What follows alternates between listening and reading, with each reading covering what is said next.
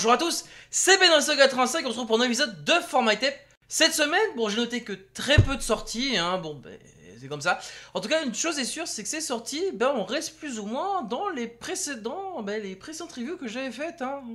En tout cas, dans l'album dont on va parler, c'est un album qui m'évoque plus ou moins une sorte de film, en tout cas, une sorte de road movie, on pourrait appeler ça comme ça, qui se passe, bon, très clairement, bon, il y a des courses-poursuites, tout ça, dont l'ambiance, en tout cas, de l'album donne une ambiance, en tout cas, entre synthwave, italo disco et outrun. Bref, on est donc chez Retrowave Touch Records et on va parler de l'album de AIM 1984, qui se nomme tout simplement Testarossa. Une petite chose avant de commencer, c'est sorry if don't speak Russian or difficult to speak English, but I translate essential sensation. Ce qu'il faut savoir, c'est que cet album il est donc composé de 9 pistes. Il y a donc la première piste, c'est Juliette. La seconde piste, c'est Stag Fighter. La troisième piste, c'est From Dusk Till Dawn. La quatrième piste, c'est Miami Super Cup. La cinquième piste, c'est Testarossa, le titre de l'album donc. La sixième piste, c'est Sex Tape. La septième piste, c'est Too Hot. La huitième piste, Las Vegas Trip. Et enfin, la neuvième piste, T800. Et on commence par la première piste, Juliette. Alors, for me, with ambience in these tracks, for me, it's Juliet. It's in reality the name of the girl meet in a bar along the road. La première piste, là on est très clairement, dans un bar. Pour moi, par rapport au personnage qui est décrit, qui s'appelle donc Mike, pour moi là il est très clairement, il fait donc une pause donc sur sa route et il prend le temps de ce qu'on appelle de se ravitailler et il commande donc un verre au bar. Et là il doit être interpellé, je pense. Ça, il y a plusieurs possibilités, mais en tout cas, une chose est sûre, c'est que dans ce bar, il y a cette fameuse Juliette. Est-ce que c'est la barmaid, tout ça? Mais en tout cas, tout ce que c'est que voilà, il est interpellé par cette fille qui s'appelle Juliette et qui semble en tout cas l'intéresser. On passe dorénavant à la deuxième piste de Stag Fighter. For me, Stag Fighter. Alors, for me, it's illusion. It's a fight. It's a fight. Mais fight with the men say no respect for Juliette. Stag Fighter, on pourrait traduire ça littéralement en français, bon, une sorte de combat de serre. Autrement dit, là, c'est très clairement, autrement dit, c'est quand deux hommes défendent tout simplement une femme. Donc là, je dirais très clairement, je dirais que c'est plutôt Mike qui défend plus ou moins Juliette face à des personnes qui lui ont manqué, pour moi, qui lui auraient manqué de respect.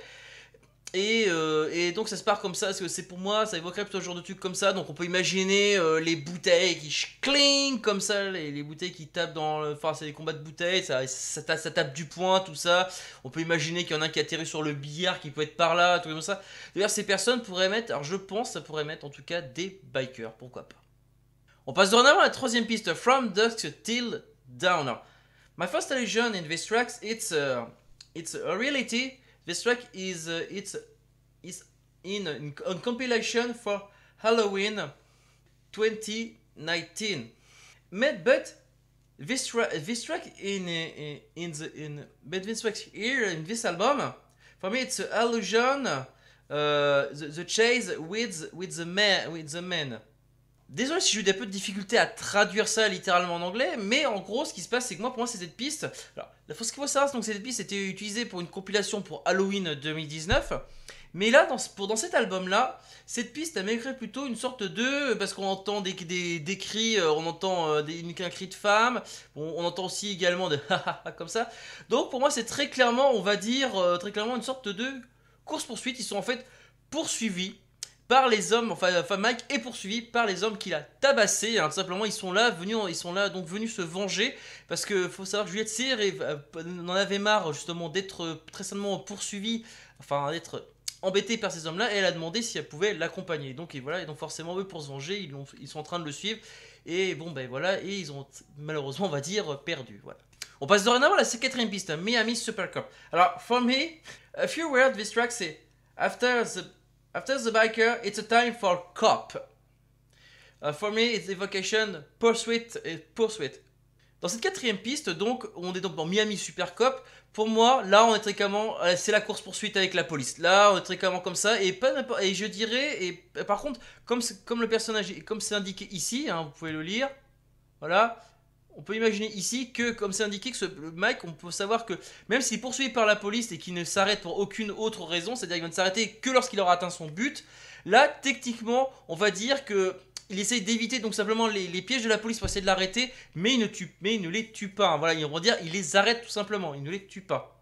On passe dorénavant à la 5e piste, Testarossa. Ah, for me, Testarossa, with ambient these tracks, it's a last front line.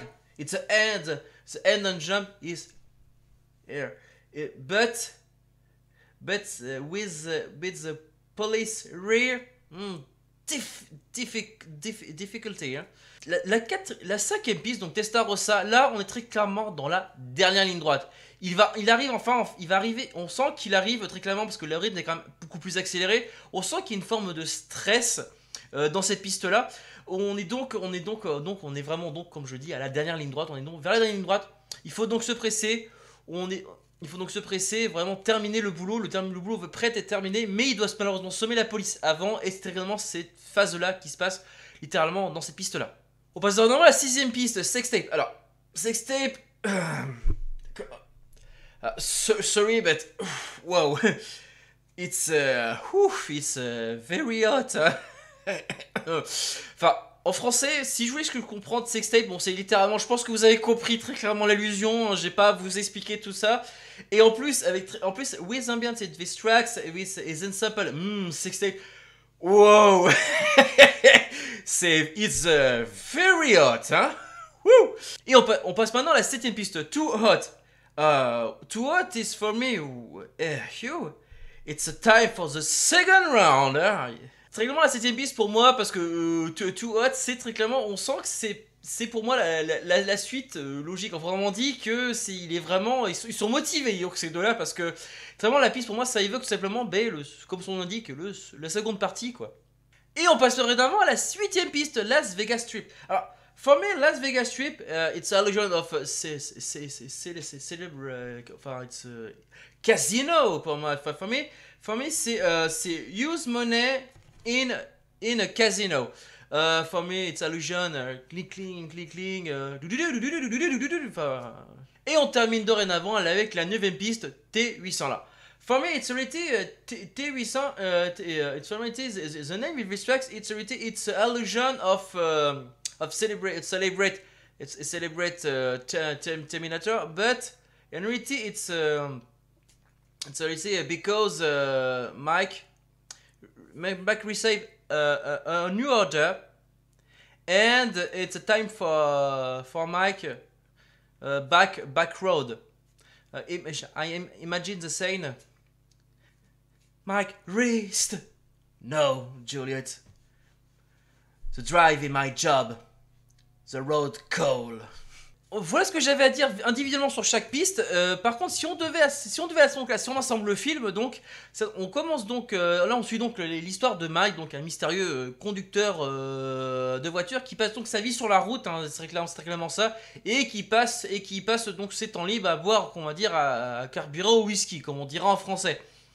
Donc là, la première scène, c'est donc Mike, donc là, qui a peut-être après une poursuite ou deux, et donc là, s'arrête donc au bar au milieu de la route et commande donc donc justement ce fameux verre de whisky, et c'est là qu'il tombe sur cette fameuse Juliette. Le problème, c'est que Juliette, il apprécie beaucoup parce qu'elle lui a quand même parlé, etc. Alors c'est quand même quelqu'un qui semble peut-être un peu solitaire, j'ai l'impression aussi, peut-être au niveau du personnage qui veut ça.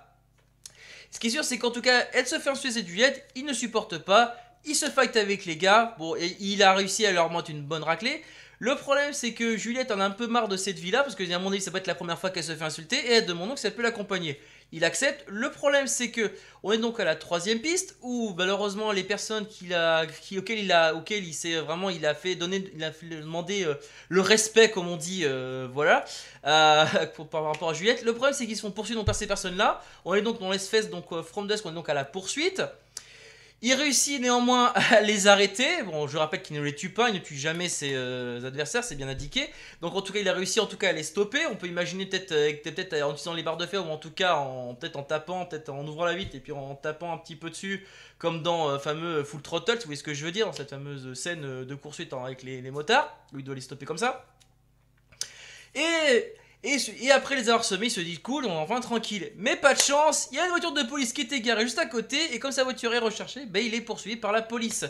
Et ça va durer un petit moment, et c'est là qu'on arrive à la piste Testarossa, où il est tout simplement essarré, où on peut voir, je pense, j'imagine le panneau qui est donc le lieu de sa destination, et il arrive donc dans la dernière ligne droite, et il arrive, mais ça y est, il sème la police, la voiture est rendue, il gagne sa fameuse somme, il gagne donc ce qu'il a, la récompense donc de simplement de cette livraison.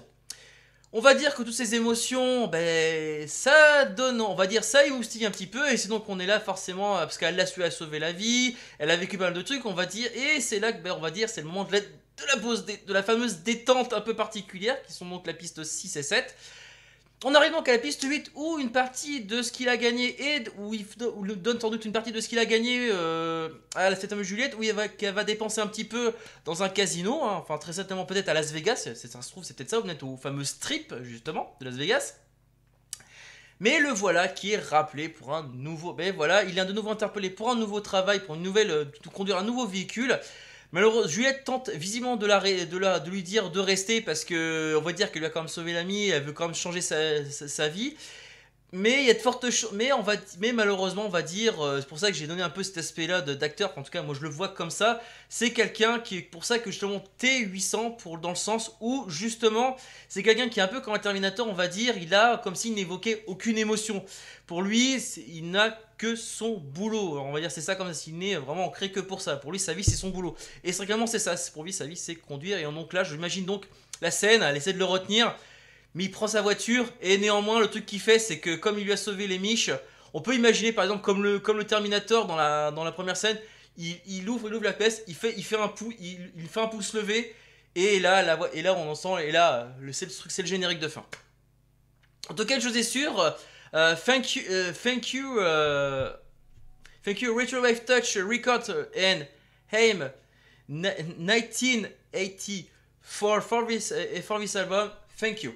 Et ben voilà, cette review est maintenant terminée. J'espère que cela vous a plu. N'hésitez pas à me le dire dans les commentaires ce que vous en avez pensé. C'est pas très compliqué. Et puis de toute façon, vous après pouce bleu, pouce rouge pour donner votre avis. Et puis pour le commentaire, tant qu'il est constructif, il est bon à prendre. Je tiens à signaler que vous pouvez me suivre sur les réseaux sociaux, que ce soit Facebook ou Twitter. D'ailleurs, Twitter, je suis plus actif. N'hésitez pas plus à me suivre de ce côté-là.